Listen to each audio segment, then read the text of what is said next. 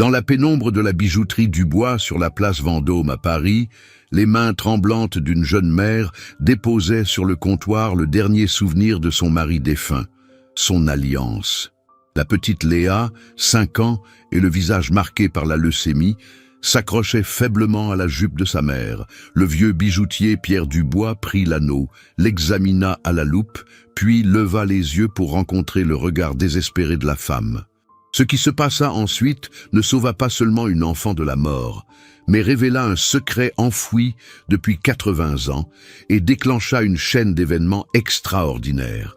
Car parfois, le destin choisit les moments les plus sombres pour allumer la lumière la plus brillante, et un simple geste de compassion peut réécrire l'histoire de générations entières. Paris se noyait sous une pluie battante ce mardi de novembre, quand Marie Moreau, 32 ans, et une douleur grande comme le monde sur les épaules, franchit le seuil de l'ancienne bijouterie Dubois. La petite Léa marchait à ses côtés avec des pas chancelants, chaque mouvement un effort titanesque contre la maladie qui depuis 6 mois dévorait son petit corps. L'histoire de Marie était de celles qui brisent le cœur. Veuve depuis 2 ans quand Laurent était mort dans un accident sur le chantier de la Défense, elle avait tout vendu pour payer les traitements de sa fille. Meuble après meuble, souvenir après souvenir, jusqu'à ne garder que le vide d'un appartement nu et un seul objet de valeur. Cette alliance en or blanc que Laurent lui avait passée au doigt en lui promettant l'éternité à Notre-Dame. Pierre Dubois, 78 ans d'expérience derrière ce comptoir, avait vu défiler des générations de Parisiens. Il connaissait chaque nuance du besoin humain, chaque gradation du désespoir. Mais quand il vit entrer cette jeune femme avec l'enfant malade, quelque chose dans sa poitrine bougea différemment. Il observa en silence, tandis que Marie posait l'anneau sur le velours noir avec la délicatesse de qui dépose une relique. Les mains de la femme tremblaient, visiblement. Léa, enveloppée dans un manteau trop grand, s'était effondrée sur une chaise, les yeux cernés de noir qui racontaient des nuits sans sommeil et des jours de chimiothérapie. Pierre examina l'anneau avec des gestes experts, notant la gravure à l'intérieur. Marie et Laurent pour toujours, tandis que son cerveau calculait automatiquement la valeur. 300 €, peut-être 350 au maximum. Rien qui puisse vraiment changer la situation de cette femme. C'est alors que dans l'esprit du vieux bijoutier s'alluma un souvenir. Camille, sa petite fille, morte de leucémie 40 ans plus tôt, quand les traitements modernes étaient un mirage, et l'argent pour tenter à l'étranger, un rêve impossible. Le remords de n'avoir rien pu faire le tourmentait encore. Sans dire un mot, Pierre se tourna vers le coffre-fort. Il en sortit une enveloppe qu'il gardait depuis des années, 5 000 € mis de côté pour le bon moment. Il la posa sur le comptoir à côté de l'anneau, puis délicatement reprit l'alliance et la remit aux doigts de Marie, qui le regardait sans comprendre. Il lui expliqua brièvement Camille comment cet argent attendait depuis des années de sauver une vie. La seule condition était qu'elle revienne lui raconter comment tout s'était passé quand Léa serait guérie. Marie éclata en pleurs libérateurs qui semblaient dissoudre des mois d'angoisse pétrifiée. Léa, voyant sa mère pleurer, se leva et l'enlaça de ses petits bras maigres. Pierre s'agenouilla devant l'enfant, ignorant les protestations de ses genoux arthritiques, et lui promit qu'elle guérirait. Pour la première fois depuis des semaines, Marie vit sa fille sourire. Tandis que mère et fille s'éloignaient sous la pluie, Pierre n'imaginait pas qu'il venait de déclencher une série d'événements qui changeraient de nombreuses vies. Le destin avait commencé à tisser sa trame, et ce geste de compassion n'était que le premier fil. Cette nuit-là, Pierre Dubois ne trouva pas le repos. La rencontre avec Marie avait réveillé plus qu'un souvenir. Elle avait allumé une intuition qu'il ne pouvait définir. Il y avait quelque chose de familier chez cette femme, quelque chose qui dépassait le hasard. Il descendit dans la boutique et ouvrit le vieux secrétaire qui avait appartenu à son père Antoine. Du tiroir secret, il sortit un écrin de velours usé par le temps. À l'intérieur, une bague du XVIIIe siècle avec un rubis birman entouré de diamants très purs. Un bijou qui valait une fortune, mais que la famille Dubois n'avait jamais vendu. L'histoire de cette bague était entrelacée avec l'un des chapitres les plus nobles et dangereux de la vie de son père. En juillet 1942, pendant la rafle du Velda IV, une comtesse juive, Rebecca Goldberg, s'était présentée à la bijouterie cherchant désespérément de l'aide. Antoine l'avait cachée, elle et sa fille Sarah de 8 ans, dans la cave pendant une semaine, risquant la déportation. Avant de partir pour la Suisse avec de faux papiers procurés par Antoine, la comtesse avait laissé la bague avec une promesse. Un jour, ce bijou sauverait quelqu'un comme elles avaient été sauvées. Antoine avait gardé le secret et la bague, transmettant les deux à Pierre.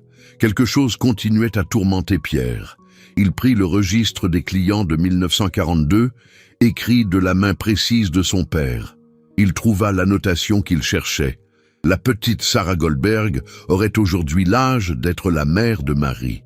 Le cœur battant, il se rendit le lendemain aux archives de l'état civil. Les heures de recherche dans les archives confirmèrent son intuition.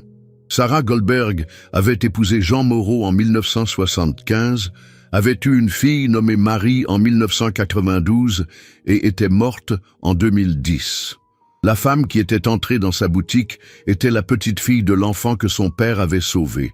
Le cercle du destin se refermait de manière incroyable, mais les découvertes n'étaient pas terminées.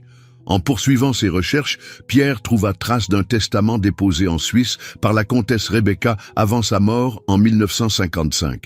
Un testament qui parlait de propriétés et de biens en France destinés à Sarah et ses descendants, jamais réclamés. Pendant ce temps, Marie, ignorant tout cela, avait commencé le nouveau cycle de traitement pour Léa à l'hôpital Necker. Les 5 000 € de Pierre avaient permis l'accès à un protocole expérimental non couvert par la sécurité sociale. L'enfant semblait bien répondre, même s'il était trop tôt pour crier victoire. Pierre devint une présence constante à l'hôpital. Chaque jour, il apportait quelque chose pour égayer Léa. Livres illustrés, crayons de couleur, petits jeux. C'est lors d'une de ces visites que le destin décida de hausser la mise. L'arrivée du nouveau chef du service d'oncologie pédiatrique à Necker fut annoncée avec grande attente. Le professeur Alexandre Goldberg, 45 ans, venait de Lyon où il avait développé des protocoles révolutionnaires pour la leucémie infantile. Quand il entra dans la chambre de Léa pour la première consultation, Pierre le reconnut immédiatement. Il avait les mêmes yeux intenses que la comtesse Rebecca sur la photo que son père avait conservée.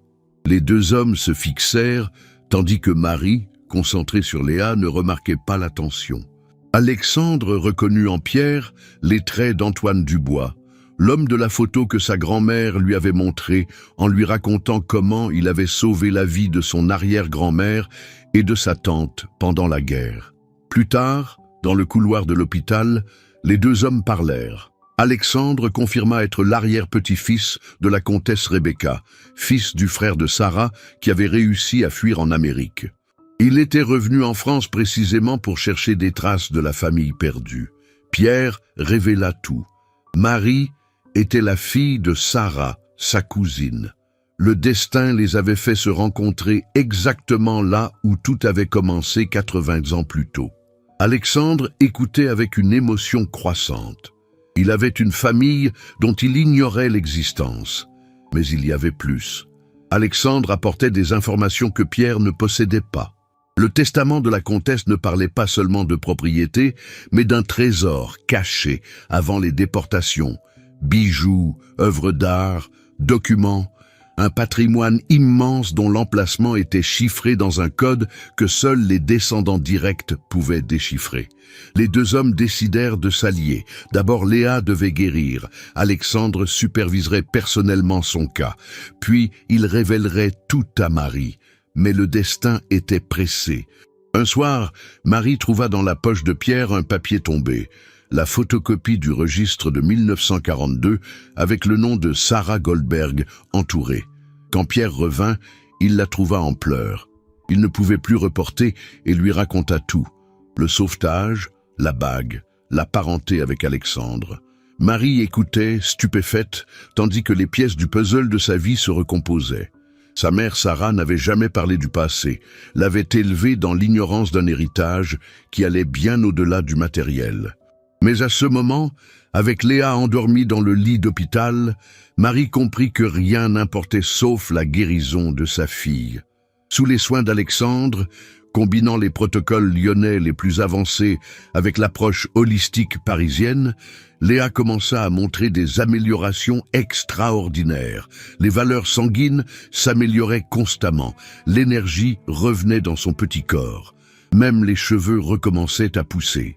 C'est par un après-midi de printemps, Léa enfin assez forte pour de courtes promenades, qu'Alexandre proposa de chercher l'héritage caché. Pas par cupidité, expliqua-t-il, mais parce que ces biens pourraient garantir des traitements à tant d'enfants qui ne pouvaient se les permettre. Le point de départ était un journal qu'Alexandre avait hérité. Il contenait des indices laissés par la comtesse Rebecca, des références à des lieux de Paris, des symboles que seul qui porte le sang des Goldberg comprendrait. Marie, étudiant le journal, commença à se souvenir d'étranges rituels que sa mère Sarah accomplissait, des endroits de Paris où elle l'emmenait enfant en racontant toujours les mêmes histoires. La recherche les conduisit à travers le Marais, dans des lieux oubliés par le temps. Avec l'aide du grand rabbin de France, ils obtinrent l'accès aux anciennes cryptes de la synagogue. Suivant les indices et les souvenirs fragmentaires de Marie, ils trouvèrent des symboles cachés qui, correctement interprétés, formaient une carte. La carte les mena à un hôtel particulier du XVIIe siècle, rue des Rosiers. Le propriétaire de la cave, un vieil antiquaire, pâlit à la mention du nom Goldberg. Sa famille avait été gardienne du secret pendant 3 générations, attendant que quelqu'un vienne le réclamer. Derrière un mur muré, ils trouvèrent la chambre secrète. Le contenu coupait le souffle. Non seulement des bijoux et des œuvres d'art d'une valeur inestimable, mais toute l'histoire de la famille Goldberg documentée à travers les siècles. Et une lettre de la comtesse Rebecca à ses descendants. La lettre parlait plus de responsabilité que de richesse. La comtesse demandait que le trésor soit utilisé pour continuer la tradition de la tzedaka, justice et charité. Elle mentionnait spécifiquement les Dubois, disant que la moitié de ce qui était trouvé leur appartenait moralement pour le risque encouru. Pierre refusa catégoriquement sa part, mais Marie fut inflexible. La volonté de la comtesse devait être respectée. La valeur de la trouvaille était astronomique. Les bijoux seuls valaient des millions, et parmi les œuvres d'art se trouvaient un Monet et 2 Renoir, considérés comme perdus. Mais pour Marie, le vrai trésor étaient les photos, les lettres, l'histoire retrouvée de sa famille. Avec les ressources désormais disponibles, Alexandre put emmener Léa à Boston pour un traitement révolutionnaire par cellule KRT. Le voyage fut une odyssée d'espoir. Pierre insista pour les accompagner, déjà grand-père adoptif de l'enfant. Après 3 mois de thérapie intensive, les médecins prononcèrent les mots que Marie rêvait d'entendre. Rémission complète. Léa était guérie. Durant le vol de retour, tandis que l'enfant dormait paisiblement, Marie prit la décision qui donnerait un sens à tout, créer une fondation pour garantir des traitements oncologiques gratuits aux enfants dans le besoin. Tu aimes cette histoire, Makwa? Laisse un petit like et abonne-toi à la chaîne. Maintenant, reprenons la vidéo. La fondation Rebecca et Sarah Goldberg fut inaugurée dans un hôtel particulier adjacent à la bijouterie Dubois Place Vendôme. Pierre fit don de la précieuse bague de la comtesse. Pour qu'elle soit vendue aux enchères, elle atteignit 3 millions d'euros chez Christie's Paris. Mais la vraie innovation fut le musée annexé à la fondation. Le musée de la mémoire et de l'espoir racontait non seulement l'histoire des Goldberg, mais celle de tous les sauvés et sauveurs pendant l'occupation. Au centre, dans une vitrine, l'alliance de Marie, symbole de comment le désespoir peut se transformer en espoir. Léa, complètement guérie, devint le visage de la fondation.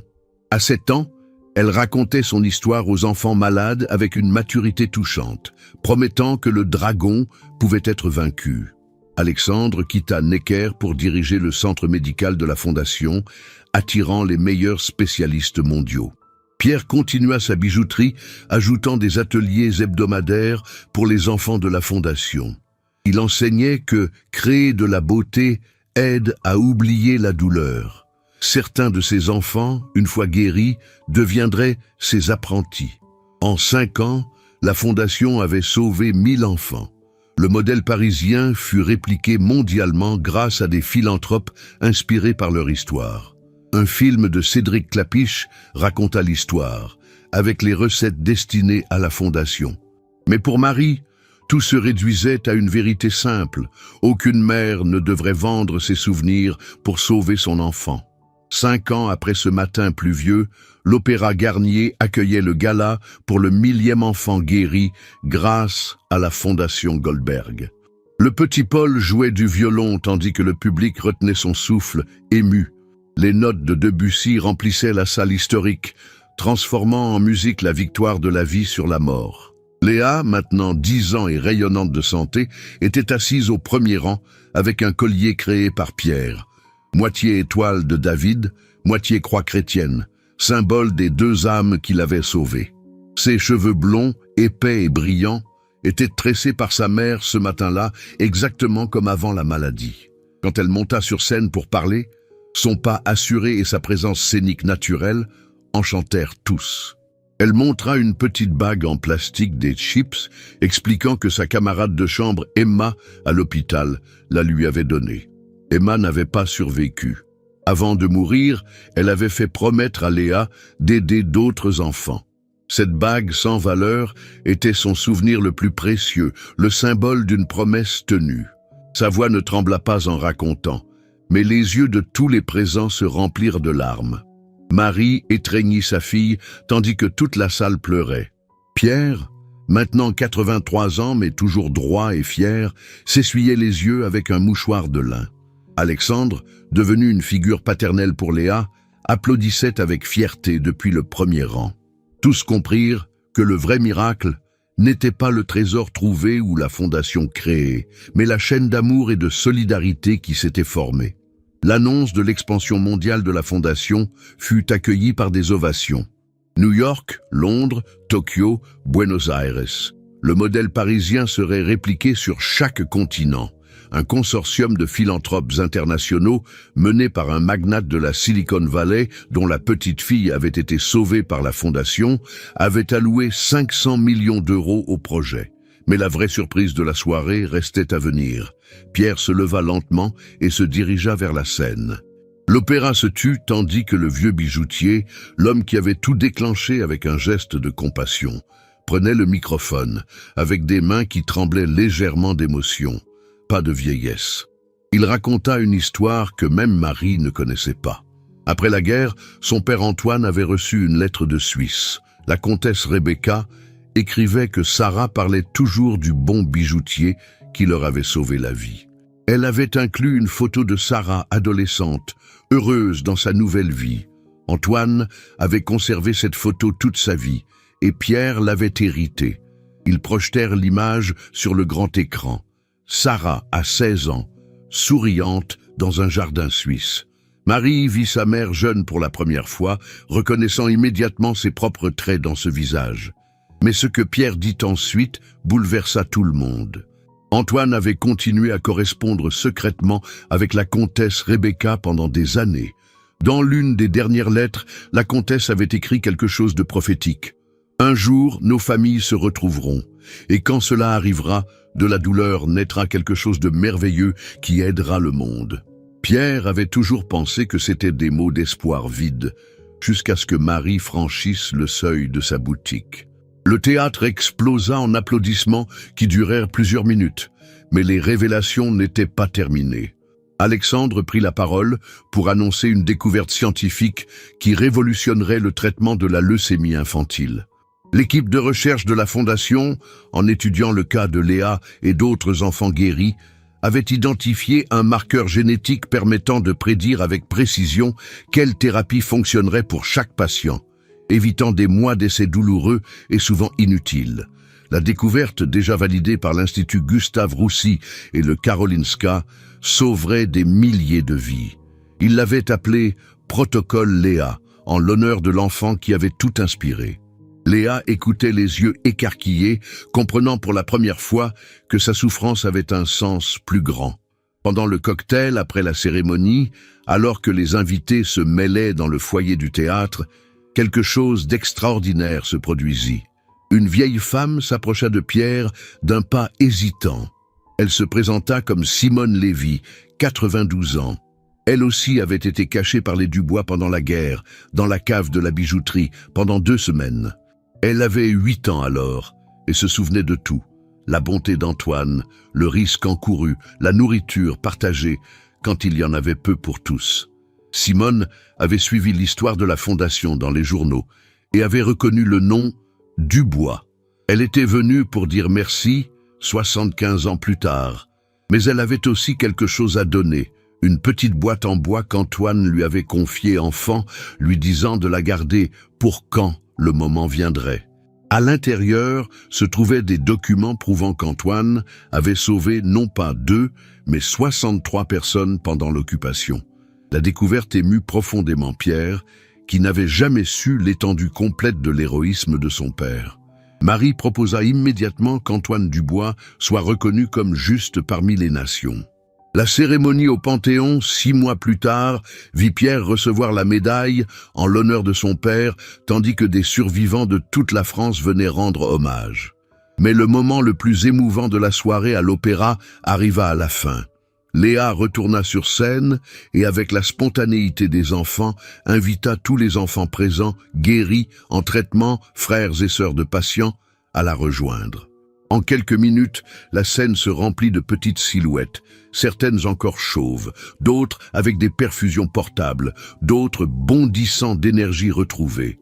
Ensemble, ils entonnèrent une chanson que Léa avait écrite pendant sa convalescence. Nous sommes des guerriers de lumière, nous combattons le dragon noir. Avec amour et médecine, ensemble nous réussirons.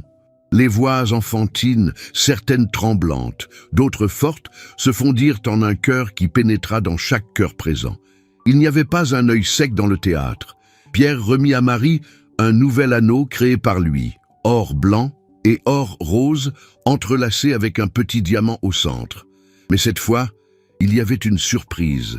Il avait créé des anneaux similaires pour tous les enfants de la Fondation. Petits anneaux d'argent avec une pierre colorée, chacun unique. Il les appelait anneaux de l'espoir, et chaque enfant entrant dans le programme en recevait un. Marie mit l'anneau en réfléchissant sur le voyage incroyable des 5 dernières années. Depuis le moment de désespoir absolu, quand elle avait posé l'alliance sur le comptoir de Pierre, des miracles en chaîne étaient nés. La Fondation avait maintenant 32 centres en France et était sur le point d'ouvrir les premiers à l'étranger. 8000 enfants étaient passés par leur programme avec un taux de guérison de 78%, 20 points au-dessus de la moyenne mondiale. Mais les chiffres ne racontaient pas toute l'histoire. Ils ne parlaient pas des mères qui avaient retrouvé le sourire, des pères qui avaient retrouvé l'espoir, des petits frères et sœurs qui avaient récupéré leurs compagnons de jeu. Ils ne racontaient pas les amitiés nées dans les couloirs, les mariages entre parents qui s'étaient rencontrés en salle d'attente, le réseau de solidarité qui s'étendait comme une toile bienveillante à travers le pays. La Fondation était devenue bien plus qu'un centre médical. C'était une communauté, une famille élargie où personne n'était seul dans la bataille contre la maladie. Les enfants guéris revenaient comme volontaires adolescents, les parents organisaient des groupes de soutien, même certains médecins initialement sceptiques donnaient maintenant leur temps libre. Pierre, observant tout cela depuis sa place d'honneur, pensait souvent à ce matin pluvieux. Comment un geste si simple, donner 5000 € au lieu d'acheter un anneau, avait-il pu déclencher une révolution de compassion? Mais il connaissait la réponse. Son père le lui avait enseigné. Le bien engendre le bien, en cercle toujours plus grand, comme des ondes dans un étang. La soirée se conclut par une annonce qui laissa tout le monde sans voix. Un producteur hollywoodien présent avait décidé de produire non pas un film, mais une série documentaire suivant les histoires de différents enfants à travers leur processus de guérison. Les bénéfices iraient intégralement à la Fondation, mais surtout, les histoires inspireraient la création de fondations similaires dans le monde entier. Tandis que les invités quittaient le théâtre, sous un ciel parisien inhabituellement étoilé, pour la pollution lumineuse, Marie s'arrêta sur les marches en tenant Léa par la main. Pierre et Alexandre les rejoignirent, formant un tableau familial improbable, mais parfait. Léa regarda sa mère et dit simplement « Maman, nous sommes riches ». Marie allait la corriger, expliquer que l'argent de la fondation ne leur appartenait pas, quand elle comprit que sa fille ne parlait pas d'argent. Elles étaient riches d'amour, de sens, d'une famille élargie qui incluait des milliers de personnes. Elles étaient riches de vies sauvées et de sourires retrouvés. Au loin, les cloches de Notre-Dame sonnaient minuit. Un nouveau jour commençait, et avec lui de nouveaux défis, de nouveaux enfants à sauver, de nouvelles batailles à mener. Mais cette nuit-là, dans ce moment parfait, tout semblait possible. L'anneau de Marie captura la lumière d'un réverbère, brillant comme une petite étoile. Ce n'était plus l'anneau qu'elle avait tenté de vendre par désespoir. Il était devenu le symbole de comment, dans les moments les plus sombres, peut naître la lumière la plus brillante. De comment un vieux bijoutier au cœur d'or avait vu au-delà du métal pour reconnaître la valeur infinie d'une vie à sauver. Et quelque part dans la nuit parisienne, dans une petite bijouterie de la place Vendôme, la lumière restait allumée.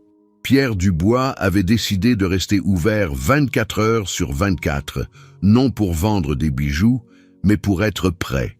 Prêt pour la prochaine mère désespérée, le prochain miracle déguisé en tragédie, la prochaine occasion de transformer le plomb de la douleur en or de l'espoir. Car il avait appris la leçon la plus importante de toutes. Les vrais trésors ne se gardent pas dans des coffres forts, mais se donnent, et en donnant, ils se multiplient à l'infini, créant des richesses qu'aucun voleur ne peut dérober et qu'aucun temps ne peut détruire. L'héritage d'Antoine continuait, la bague de la comtesse avait tenu sa promesse, et quelque part, Sarah et Laurent souriaient en voyant leur fille transformer la douleur en but, la perte en legs d'amour pour l'humanité. Si cette histoire t'a ému et t'a montré comment un seul acte de bonté peut changer le monde, mets un like de tout ton cœur. Partage pour rappeler à tous que dans les moments les plus sombres peut naître la lumière la plus brillante. Abonne-toi maintenant à la chaîne pour plus d'histoires incroyables qui démontrent comment l'amour et la solidarité peuvent accomplir de vrais miracles.